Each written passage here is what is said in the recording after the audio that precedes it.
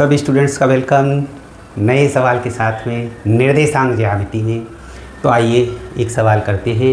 ये question number 9 आया है हमारे बोर्ड में 2026 में। बहुत सरल सवाल है। दो बिंदुओं P और Q का मध्य बिंदु के निर्देशांक निकालने हैं और PQ की लंबाई भी ज्ञात करनी है। तो एक नंबर तो आपकी PQ का है और एक नंबर आपके मध्य बिंदु के निर्देशांक निकालने का है। तो देखिए यहाँ पर ये है हमारे पास P और Q बिंदु है जो 8 और 10 और 6 और 8 है। ठीक है ना। इसके मध्य बिंदु मान लीजिए आप R है और इसके निर्देशांक ज्ञात करने हैं। तो R के जो निर्देशांक ज्ञात करें, R के निर्देशांक, और ये कैसा है, मध्य बिंदु है। मध्य बिंदु के निर्देशांक वो है x बराबर x1 प्लस x2/2 और y बराबर y1 प्लस y2/2। तो यहाँ पर देखिए ये x1, ये y1, ये x2, ये y2। तो 8 और 6 हो गए हमारे पास इसके। 8 प्लस 6/2, 8 6 हो गए 14/2 बराबर 7, यानी x का वैल्यू तो 7 आ गया। इसी तरह से 10 और 8 है। 10 प्लस 8/2 18/2 बराबर 9। तो मध्य बिंदु के निर्देशांक आ गए हमारे। ये मध्य बिंदु के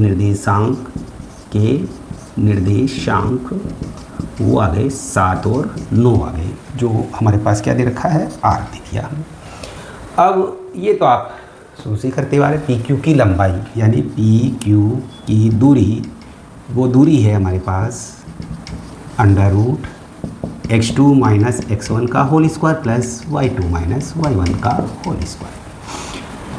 परीक्षा में सूत्र जरूर लिखें, सूत्र के अंदर मान रखें, तो आपके थोड़े गलत होने के चांस कम रहते हैं। तो यहाँ हो गए साहब 6 में से 8 का गया, 6 माइनस 8 का होल स्क्वायर प्लस 8 माइनस 10 का होल स्क्वायर, 8 माइनस 10 का होल स्क्वायर। तो यह आ गया -2 का वर्ग प्लस -2 का वर्ग।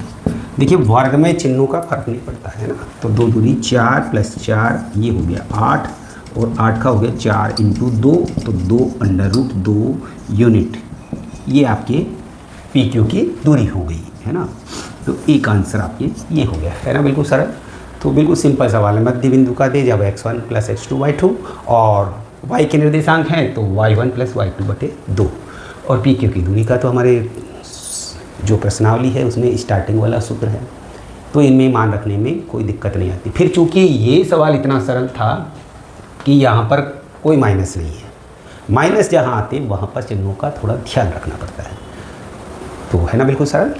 अब एक और ऐसे ही। तो आइए स्टूडेंट एक सवाल और करते हैं हम। बिंदुओं -2 2 और 2 और 8 को जोड़ने वाला रेखाखंड AB है, जिसको 4 बराबर भागों में विभाजित करने वाले बिंदुओं के निर्देशांक ज्ञात करते हैं। देखिए A और B ये हमारे पास दो बिंदु दिए हुए हैं, -2 और 2 और 2 और 8। अब कह रहा है इसको 4 समान भागों में बांट दे। तो 1 2 3, 1 2 3 4 हो गई, 1 2 और 3 और 4 हो गई। अब ये मान लीजिए PQR, तो इनके निर्देशांक ज्ञात करने। अब आप देखें चूंकि ये बराबर बराबर खंड हैं, तो ये क्या हो गया, इसका आधा हो गया, मध्य बिंदु हो गया। ये आपके मिड पॉइंट हो गया, है ना। तो मध्य बिंदु वाला यहाँ पर सूत्र काम करेगा।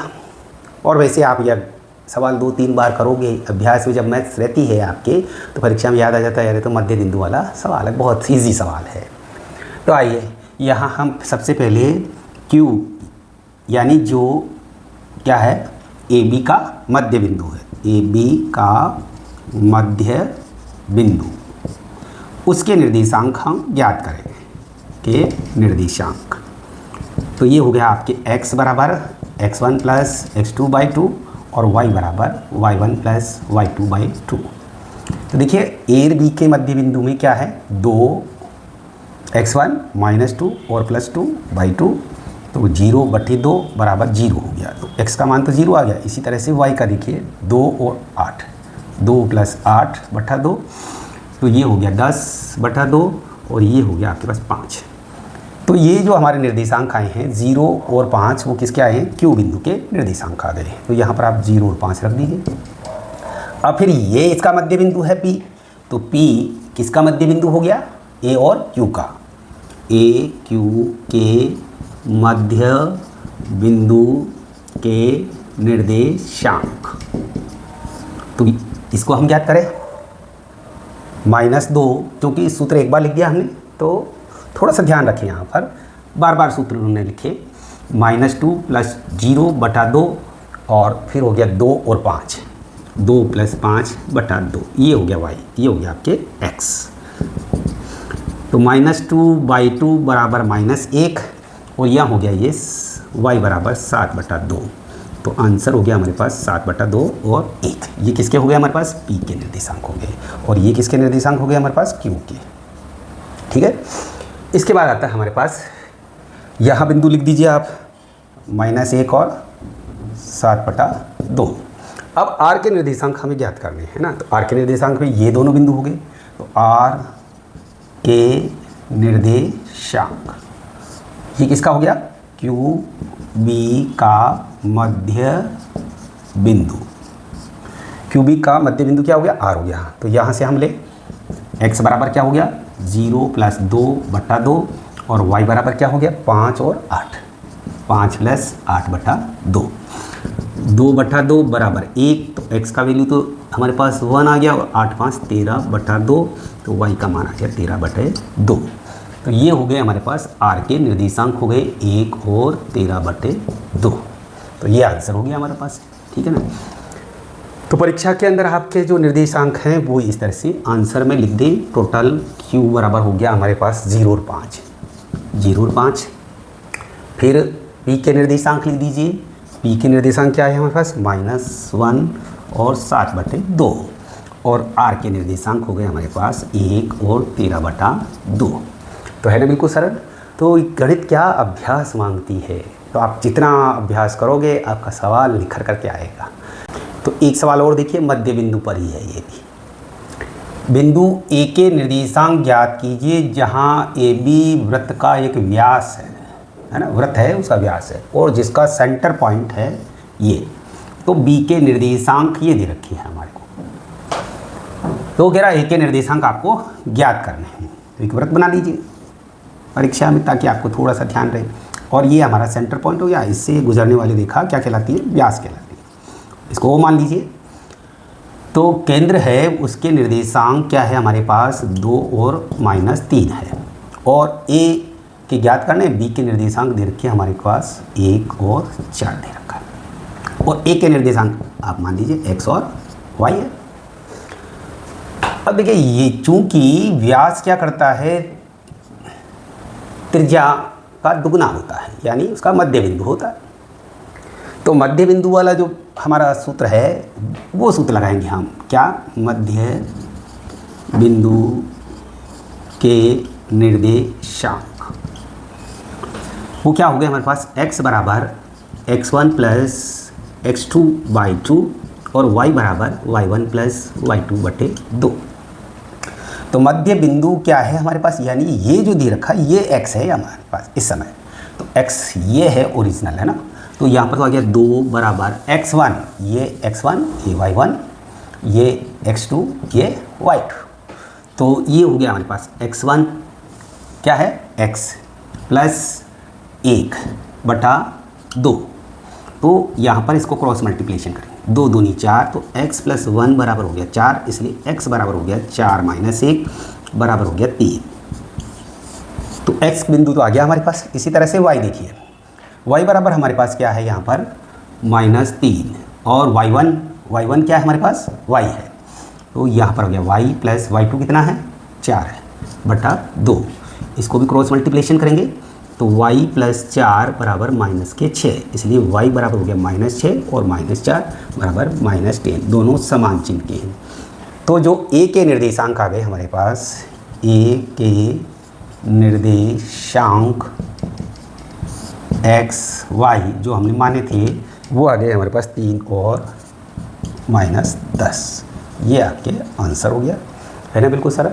लेकिन थोड़ा ध्यान रखना पड़ेगा यहाँ पर आपको कि भाई आपको क्या दिया हुआ है, मध्य बिंदु कौन सा है, क्योंकि यहाँ गलती नहीं करी मानने में। और यहाँ पर जो वैल्यूज़ है वो x और y है, जो मध्य बिंदु ये है, और ये x और y है वो x1 y1 हमने माने थे। तो व्यास के सिरे हैं दोनों ओर के। तो इस पर आपको चेंज करके भी आ सकता है कि भाई इधर का बिंदु दे दे, उधर का पूछ ले, उधर का दे दे, इधर का पूछ ले, मध्य बिंदु दे दे, या मध्य बिंदु के ज्ञात करवाए। जब तो बिल्कुल सरल है कि इन दोनों के दिए हुए हैं तो दोनों को जोड़ करके आधा करना है। देखिए हम यहाँ पर मध्य बिंदु को लेकर के प्रश्नों को एक साथ कलेक्शन किया है। तो एक सवाल और है जो ऐसा ही बनता है। तो देखिए क्या है, यदि बिंदु ये और ये इसी क्रम में लेने पर एक समांतर चतुर्भुज के क्या हैं, शीर्ष हैं, तो एक्स वाई का मान ज्ञात करना। पहली चीज़, समांतर चतुर्भुज के बारे में क्या जानते हैं, आमने सामने की भुजाएं बराबर होती है। दूसरा, इनके विकर्ण हैं वो एक दूसरे को समद्विभाजित करते हैं। इसका तात्पर्य ये हुआ कि मध्य बिंदु पर काटते हैं। तो बनाइए समांतर चतुर्भुज ए बी सी और डी, और इसके विकर्ण खींच दें हम, ये मान लीजिए ई बिंदु है। तो एक एक क्रम से है ये बिंदु 1 और 2, फिर है 4 वाई, उसके बाद सी के निर्देशांक हो गए हमारे पास x और 6 और 3 और 5। अब जो ये बिंदु है ये इन दोनों को बराबर बराबर काटता है, इसका मतलब मध्य बिंदु है। तो इनके विकर्णों में हम ई के निर्देशांक ज्ञात करेंगे, एक बार बी डी विकर्ण ज्ञात करेंगे जिसमें ई के निर्देशांक ज्ञात करेंगे। तो करते स्टार्ट। ई क्या है हमारे पास, ए सी का मध्य बिंदु, और मध्य बिंदु के निर्देशांक हम जानते हैं x बराबर x1 plus x2/2 and y बराबर y1 प्लस y2/2। अब देखिए ये हमारे पास क्या हो गया x1 और ये y1, ये क्या हो गया x2, ये हो गया हमारे पास y2। तो यहाँ देखिए हम 1 प्लस x/2 और दूसरा हो गया हमारे पास y के निर्देशांक में 2 प्लस 6/2, ये x हो गया। x बराबर क्या हो गया हमारे पास 1 प्लस x/2 और y बराबर हो गया 6 2 8/2 बराबर 2 चौके 8, तो y का मान आ गया हमारे पास 4। तो ये आ गया हमारे पास x/2 और 4, ये निर्देशांक किसके आ गए हमारे पास, e के निर्देशांक आ गए। अब इसी तरह से ये विकर्ण है हमारे पास बी डी क्या है, तो ई बी डी का मध्य बिंदु, तो ये भी मध्य बिंदु है, चूँकि ये इन दोनों को बराबर दूरियों पर काटता है तो इसका मध्य बिंदु हो गया। तो यहाँ से हम ले, अब क्या करें, इसको x1, इसको y1, इसको x2, इसको y2 मान लें, ठीक है। तो x बराबर एंड y बराबर 2 और 2, तो यहाँ देखिए x1 x2 क्या है 3 और 4, 3 प्लस 4 बराबर 7/2, ये x का मान आ गया। और y का मान क्या आ गया हमारे पास 5 और y, 5 प्लस y, तो 5 प्लस y/2। तो e के निर्देशांक क्या हो गए यहाँ पर 7/2 और 5 प्लस y/2। अब चूँकि देखिए e जो दोनों ओर है वो बराबर है, e बराबर और e बराबर, तो इनकी जो ये साइड्स है राइट हैंड साइड, इनसे हम इनकी तुलना करेंगे। तो तुलना करने के लिए क्या करें हम 1 प्लस x/2, ये वाला जो पार्ट है x का, ये y का पार्ट है, ये x का ये y का, तो x की तुलना कर रहे हैं हम, बराबर हो गया आपके पास 7/2, ये हो गया x निर्देशांक। तो यहाँ से तिरछा 2 से 2 काट दे, हर में है चूँकि बराबर, तो यहाँ पे क्या आ गया हमारे पास 1 प्लस x बराबर हो गया 7 हो गया। यहाँ तिरछा गुणा ही नहीं करेंगे हम, तो x बराबर हो गया 7 - 1, तो x बराबर हो गया 6। ये x का हमारे पास मान आ गया, जो एक आंसर तो हमारे पास आ गया। दूसरा, हम x निर्देशांक ये ज्ञात कर लिया हमने। अब इसके बाद में दूसरा है y वाला निर्देशांक, ये वाला निर्देशांक y निर्देशांक, इसमें क्या है y निर्देशांक, इनकी तुलना करनी है। तो तुलना करने के लिए क्या करें हम, यहाँ पर 4 बराबर, इधर क्या आ गया 5 प्लस y/2/1 कर देते हैं, ठीक है। इसको तिरछा गुणा कर दें आप, तो 5 प्लस y बराबर 8 हो गया, इसलिए y बराबर 8 में से 5 का ट्रांसफर कर देंगे, माइनस करेंगे तो 3 आ गया। तो y के निर्देशांक ये हो गए। तो x और y के जो निर्देशांक आए हमारे पास वो क्या है, 6 और 3 आ गए। तो आपको ये समझ में आ गया होगा। चैनल को लाइक करें, सब्सक्राइब करें और कमेंट में ज़रूर बताएं कि आपको मध्य बिंदु के जो प्रश्न दिए हैं वो कैसे लगते हैं। बहुत बहुत धन्यवाद।